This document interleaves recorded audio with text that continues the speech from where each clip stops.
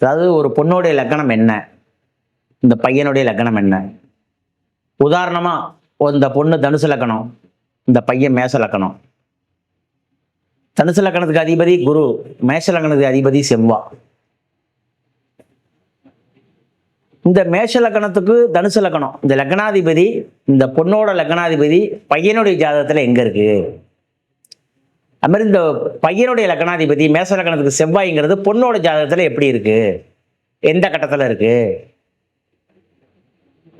இதுல நிலம் நீர் காற்று ராசியில இருக்கா, நிலம் நீர் காற்று ராசியில இருக்கா, இல்ல பஞ்சபூத ராசிகளான நில ராசியில இருக்கா, நீர் ராசியில இருக்கா, காத்து ராசியில இருக்கா. இந்த கிரகத்தை என்னென்ன கிரகம் பார்க்குது, என்னென்ன கிரகம் சேர்ந்துருக்கு, எந்த நட்சத்திர கால் வாங்கியிருக்கு. அதாவது சாரம் பார்க்காத ஜோதிடம் சோரம் போகும்னு சொல்லுவாங்க. எந்த ஒரு கட்டத்தை எடுத்தாலும் ஜாதகம் சாரம் பார்த்து தான் பேசணும். இப்போ ஏன் இந்த கண்டென்ட் உங்களுக்கு நான் சொல்றேன்னா, திருமண பொருத்தம் இப்படி நான் சொன்ன எல்லா கண்டென்ட்டையும் பார்த்துடுறாங்க. ஆனால் ஒரே ஒரு கண்டென்ட்டை பார்க்காம திருமணம் கல்யாணம் பண்றாங்க இப்போ ரொம்ப பேர். அது என்ன அப்படின்னா விவாக சக்கரம். பஞ்சாங்கத்தில் நீங்க எடுத்து பார்த்தீங்கன்னா தெரியும், விவாக சக்கரம்.